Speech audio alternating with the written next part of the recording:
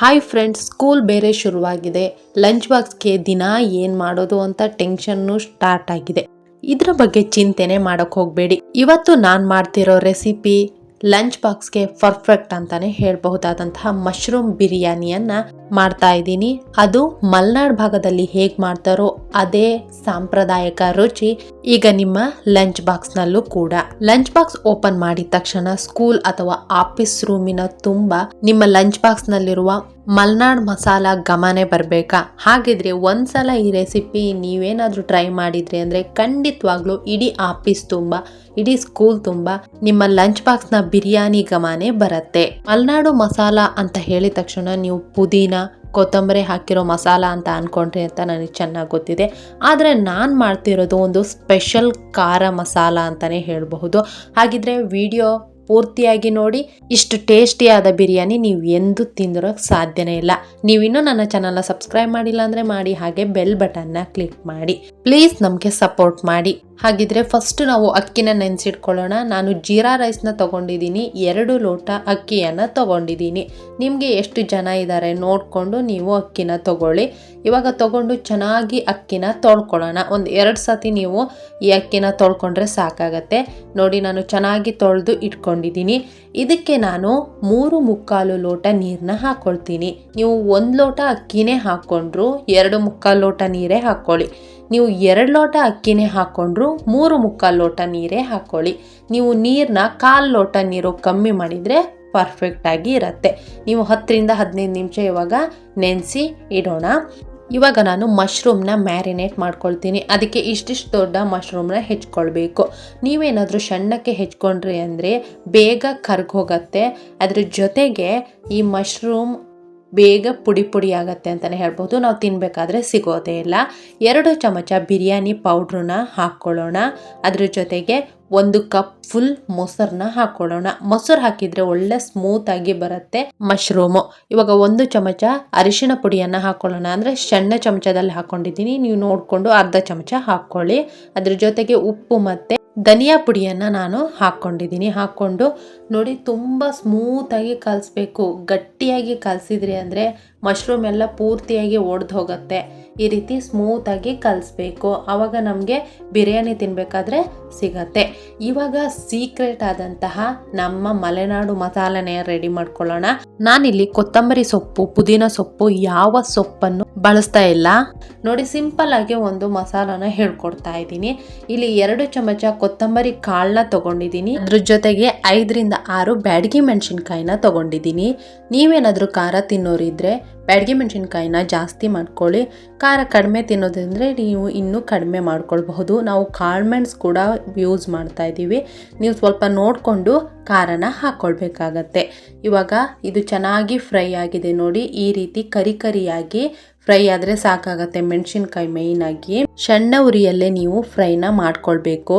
ಇಲ್ಲಾಂದರೆ ದೊಡ್ಡ ಉರಿ ಏನಾದ್ರು ಮಾಡ್ಕೊಂಡ್ರಿ ಅಂದರೆ ಕೊತ್ತಂಬರಿ ಕಾಳೆಲ್ಲ ಪೂರ್ತಿಯಾಗಿ ಹತ್ತೋಗ್ಬಿಡತ್ತೆ. ಅದೇ ಪ್ಯಾನ್ಗೆನೆ ನಾನಿಲ್ಲಿ ಚಕ್ಕೆ, ಲವಂಗ, ಚಕ್ರಮೊಗ್ಗು, ಮೆಂತೆ, ಸೋಂಪು, ಕಲ್ಹೂವು, ಹಾಗೆಯೇ ಪಲಾವ್ ಎಲೆ, 1 ಚಮಚ ಎಳ್ಳನ್ನ ತಗೊಂಡಿದ್ದೀನಿ, ಬಿಳಿ ಎಳ್ಳನ್ನ ತಗೊಂಡಿದ್ದೀನಿ. ಜೊತೆಗೆ 1 ಚಮಚ ಕಾಳುಮೆಣಸನ್ನು ತಗೊಂಡಿದ್ದೀನಿ.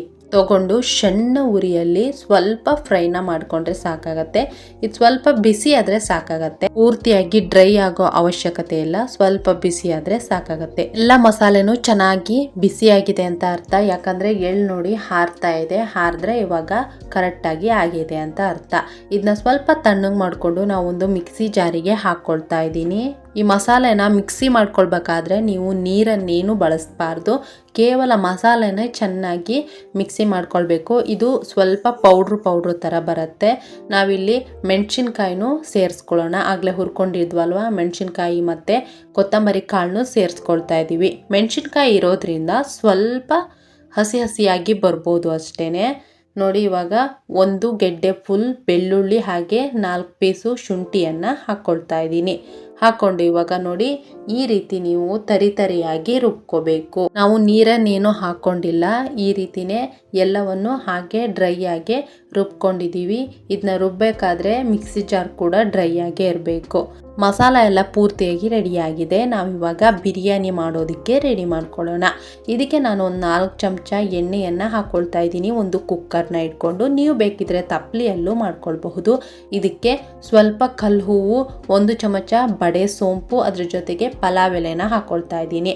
ನಮಗೆ ಸಾಂಪ್ರದಾಯಿಕ ರುಚಿ ವಾಸನೆ ಬರಬೇಕು ಅಂದರೆ, ಅದೇ ರೀತಿ ಹೋಟೆಲ್ ಶೈಲಿಯ ವಾಸನೆ ರುಚಿ ಬರಬೇಕು ಅಂದರೆ ನಾವು ಸೋಂಪು ಮತ್ತು ಕಲ್ಲು ಹೂವು ಮೇಯ್ನ್ ಆಗಿ ಹಾಕ್ಕೊಳ್ಬೇಕು. ಅದೇ ನಮಗೆ ಹೋಟೆಲ್ ರುಚಿನೂ ಕೊಡೋದು, ಸಾಂಪ್ರದಾಯಿಕ ರುಚಿನೂ ಕೊಡೋದು ಅಂತಲೇ ಹೇಳಬಹುದು. ಇವಾಗ 2 ಮೀಡಿಯಂ ಸೈಜ್ ಈರುಳ್ಳಿಯನ್ನು ನಾನು ಉದ್ದುದ್ದಕ್ಕೆ ಹೆಚ್ಕೊಂಡಿದ್ದೀನಿ. ನಾವು ಯಾವಾಗಲೂ ಬಿರಿಯಾನಿಗೆ ಈ ರೀತಿ ಉದ್ದುದ್ದನೆ ಬಳಸಬೇಕು, ಸಣ್ಣದಾಗಿ ಹೆಚ್ಕೊಳ್ಬೇಡಿ. ಈ ರೀತಿನೇ ಉದ್ದುದ್ದಾಗೆ ಹೆಚ್ಕೊಳ್ಳಿ. ಇವಾಗ ಚೆನ್ನಾಗಿ ಫ್ರೈನ ಮಾಡ್ಕೊಳ್ಳಿ. ಸ್ವಲ್ಪ ಕೆಂಬಣ್ಣ ಬರಬೇಕು, ಅಲ್ಲಿವರೆಗೂ ನೀವು ಚೆನ್ನಾಗಿ ಫ್ರೈನ ಮಾಡ್ಕೊಳ್ಬೇಕು. ಇದಕ್ಕಿವಾಗ ಗಸಗಸೆಯನ್ನು ಹಾಕ್ಕೊಳ್ತಾ ಇದ್ದೀನಿ. 1 ಚಮಚ ಗಸಗಸೆಯನ್ನು ಹಾಕ್ಕೊಂಡ್ರೆ ಸಾಕಾಗತ್ತೆ. ಜೊತೆಗೆ 1 ಚಮಚ ಕಸ್ತೂರಿ ಮೇಥಿಯನ್ನು ಹಾಕ್ಕೊಳ್ಳೋಣ. ಕಸ್ತೂರಿ ಮೇಥಿ ಕೂಡ ಹೋಟೆಲ್ ಸ್ಮೆಲ್ನೇ ನಮಗೆ ಕೊಡುತ್ತೆ. ನೋಡಿ, ಇವಾಗ ಚೆನ್ನಾಗಿ ಫ್ರೈ ಮಾಡ್ಕೊಳ್ಳಿ. ಈರುಳ್ಳಿ ಸ್ವಲ್ಪ ಕೆಂಬಣ್ಣ ಬರಬೇಕು, ಅಲ್ಲಿವರೆಗೂ ಚೆನ್ನಾಗಿ ಫ್ರೈ ಮಾಡ್ಕೋಬೇಕು. ನೋಡಿ, ಲೈಟಾಗಿ ಇವಾಗ ಕೆಂಬಣ್ಣ ಬಂದಿದೆ. ಇವಾಗ ನಾವು 2 ಮೀಡಿಯಂ ಸೈಜ್ ಟೊಮೆಟೊವನ್ನು ಹಾಕ್ಕೊಳ್ತಾ ಇದ್ದೀನಿ. ನೋಡಿ, ಹಾಕ್ಕೊಳ್ಳೋಣ. ಹಾಕ್ಕೊಂಡು ಚೆನ್ನಾಗಿ ಫ್ರೈನ ಮಾಡ್ಕೊಳ್ಳಿ.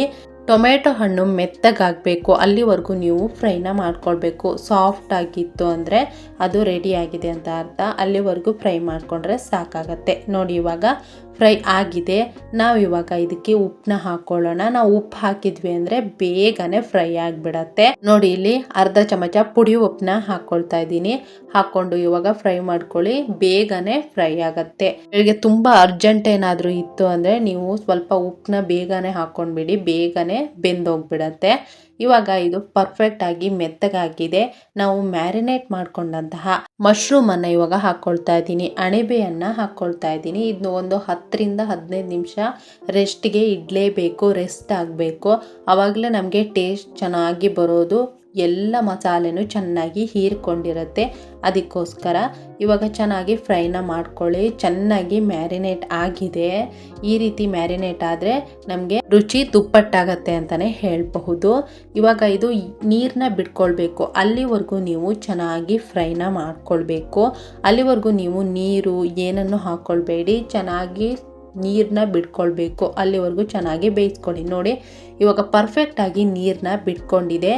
ನಾವಿಲ್ಲಿ ಕೊತ್ತಂಬರಿ ಸೊಪ್ಪನ್ನು ಯೂಸ್ ಮಾಡ್ತಾ ಇದ್ದೀನಿ. 1 ಕಪ್ ಪೂರ್ತಿಯಾಗಿ ಕೊತ್ತಂಬರಿ ಸೊಪ್ಪನ್ನು ಯೂಸ್ ಮಾಡ್ತಾ ಇದ್ದೀನಿ. ನಾನಿಲ್ಲಿ ಪುದೀನ ಸೊಪ್ಪನ್ನ ಯೂಸ್ ಮಾಡ್ತಾ ಇಲ್ಲ. ನಾನಿಲ್ಲಿ ಬಳಸಿರೋದೆಲ್ಲ ಡ್ರೈ ಮಸಾಲ, ಅದಕ್ಕೋಸ್ಕರ ನಾನು ಪುದೀನ ಸೊಪ್ಪನ್ನ ಯೂಸ್ ಮಾಡಿಲ್ಲ. ನೋಡಿ, ಇವಾಗ ಕೊತ್ತಂಬರಿ ಸೊಪ್ಪು ಚೆನ್ನಾಗಿ ಫ್ರೈ ಆಗಬೇಕು. ನಾವು ಮಶ್ರೂಮ್ನ ಜಾಸ್ತಿ ಬೇಯಿಸ್ಕೊಳ್ಬಾರ್ದು, ಮಶ್ರೂಮ್ ನಮಗೆ ಬೇಗನೆ ಬೆಂದು ಹೋಗ್ಬಿಡತ್ತೆ. ನೋಡಿ, ಚೆನ್ನಾಗಿ ಇವಾಗ ಫ್ರೈ ಮಾಡ್ಕೊಳ್ಳಿ.